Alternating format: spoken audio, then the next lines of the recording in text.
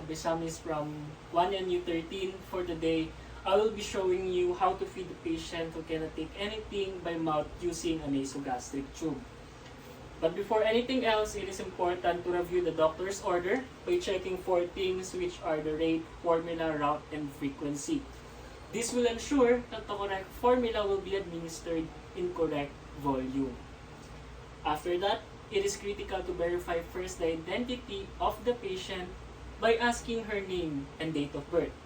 Just like in administering medications, it is important to make sure that the procedure is being carried out on the right client. Also, we need to ask her if she has food allergies or food intolerance so that we can check if there is an allergen or intolerance present in the feeding solution that we will provide. And then we need to assess her abdomen before proceeding. Okay? Good morning, ma'am. I am Allan Dean L, but you can call me Nurse Dan. For today, I will help you be fed as per the doctor's order. But first, may I know what is your name and date of birth? Abesamis, March 11, 1968. Okay, ma'am. May I also know if you have any food allergies or intolerance so that we can prevent you from adverse effect? None. Okay, ma'am. So, this assessment, ma'am, will require me in touching you. Would that be okay? Okay. Okay, ma'am. Thank you. Always remember that we should ask for the patient's consent before performing the physical assessment of the abdomen because this requires us to auscultate any bowel sounds and palpate if there is an abdominal distension, which may indicate a problem with the feeding. Okay, now, ma'am, I will start assessing your abdomen. Can you please remove the blanket and drag up your throat? I will now auscultate your abdomen to check any bowel sound.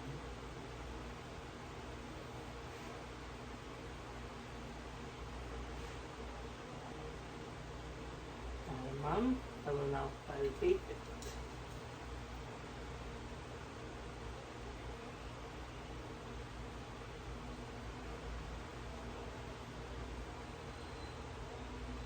Okay, ma'am, thank you. By auscultating the abdomen of the patient, we would know if she is hyperactive, hypoactive, or normoactive. We would also know if there is hardening of the abdomen and is larger than the usual size. This only means that the last feeding wasn't tolerated by the patient and we cannot continue the feeding. But if the abdomen is soft to touch and no deviation from the normal, we may now prepare the equipment and put it to the bedside.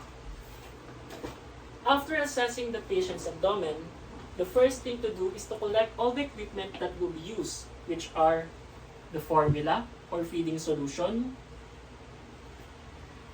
glass of water, stethoscope, a septo syringe, clean gloves, improvised pH meter, and towel. We should gather all the equipment to make sure that it is complete, organized, and functions properly before using it on the client. After preparation, it is a must to check the feeding container or the formula. Okay? Look for the expiration date because we don't want to give an expired formula to any patient that may cause problems. We should also check the container if it is in good condition with no cracks. Okay? This is to ensure that we will not put the patient in any harm. Also, place the tube feeding at room temperature because cold formula causes gastric cramping and discomfort as the liquid can't be warmed by the mouth and the esophagus. It is also a must to explain the procedure to the patient to reduce her anxiety and promote cooperation. Always remember, a good nurse-client relationship will help to accomplish the procedure properly. Okay, ma'am, I am now going to administer tube feeding. This will maintain nutritional status, administer medications, and fluid directly into your stomach. Okay, ma'am, thank you. So, it is important to respect patients' privacy. So, we should close the curtains because this will provide them with a sense of safety and comfort. So now, ma'am, for a while, I will just close the curtain for you to feel comfortable and Of course, for your safety. Okay, ma'am? So, now we may perform hand hygiene using alcohol. We should make sure that our hands are clean. Then, after that, we will apply clean gloves. There you go. Wait for a minute, ma'am.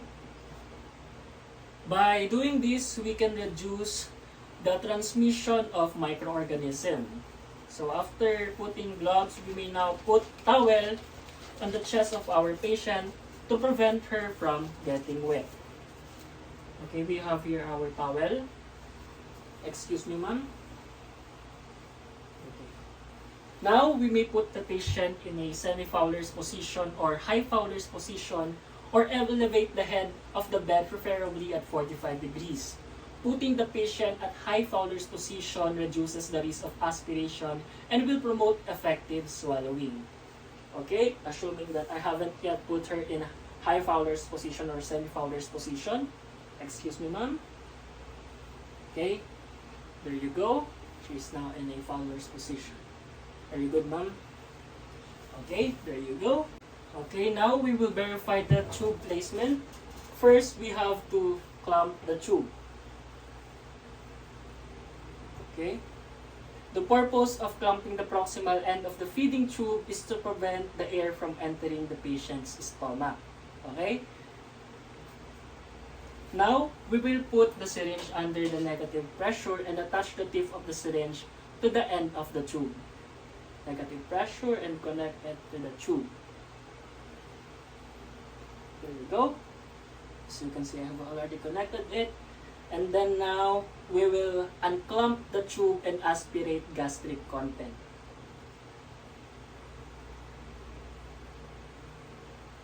Yan. After getting gastric content, we will now reclamp the tube and check the gastric content we got. Okay.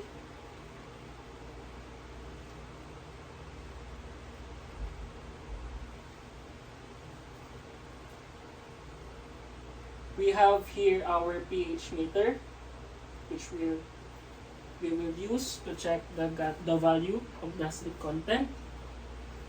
We are going to drop a small amount of gastric content on it.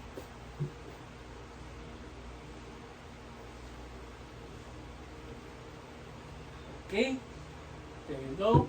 If the value is less than 5, it only means that the tube is in the right placement, or we are able to get gastric content. But if it is above 5, that is an intestinal and lung content. Also, another method of checking gastric content is checking on the GRV or gastric residual volume.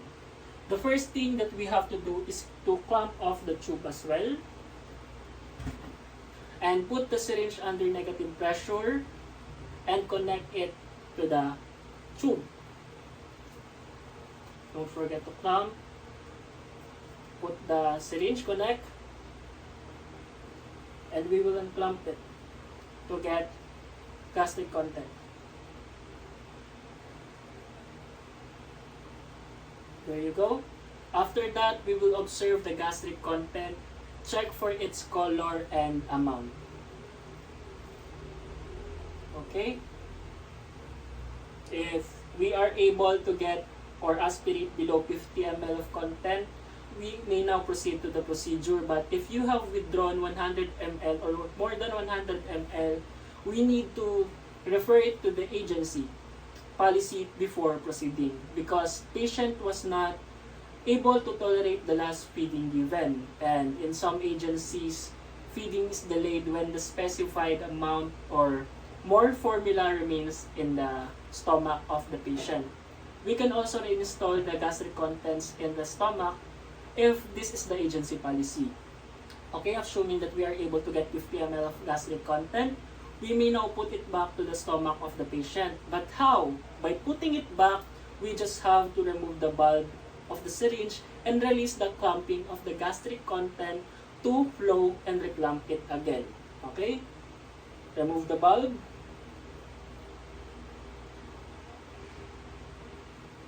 oops, and clamp it again. Next, we will get water, 30 ml of water, and put it in the syringe to flush the tube before administering the tube feeding. Okay, we will now put 30 ml of water.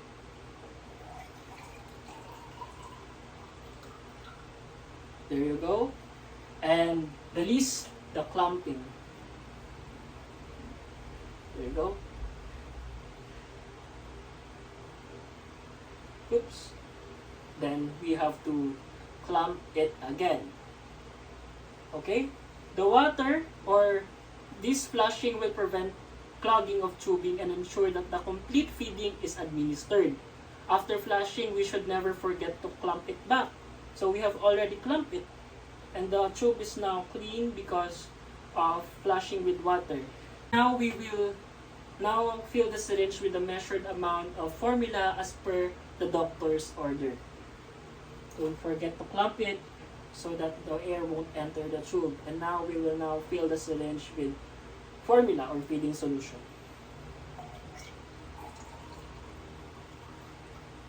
Okay, there you go. Next, we have to release the clamping so that the formula will flow.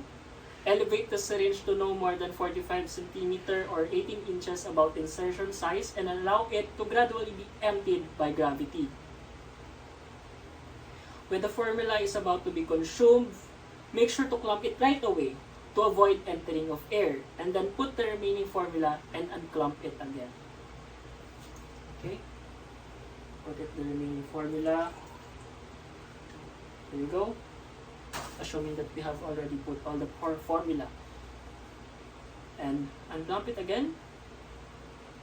And make sure to clamp it right away before the formula be fully consumed. Next, after administering the formula, we will flush it again with 30 ml of water.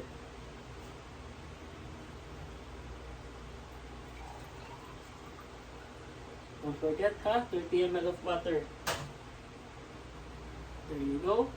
Unclamp it. This will provide hydration to maintain fluid balance and prevent tube from clogging. Okay, I have already clamped it again. And make sure that the water in the tube is empty. So for 30 minutes, we need to keep the patient in Fowler's position so that we can reduce the risk of aspiration. Then now, we have here tape. We will tape it in the patient's gown and remove the towel. But first, we have to remove the syringe. And of course, don't forget to clamp the tube so air won't enter. Close the tube, and then now we will remove the towel first. Excuse me, ma'am. There you go. And we have here the tape.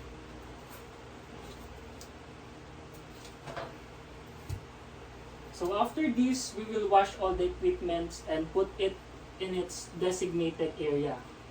And now we will proceed for the evaluation. Okay? And as for the evaluation, we must perform a follow-up examination. Check for their tolerance of feeding, auscultate again for the vowel sounds, and regurgitation and feelings of fullness after feeding. Also, we should record the amount and type of feeding given to the patient and their response upon feeding. We also have to check the patency of tube, condition of nares, and any side effects. And lastly, we have to document the evaluation of patient learning. Okay, ma'am, there you go. That is all for now. If you have any concern, just call us.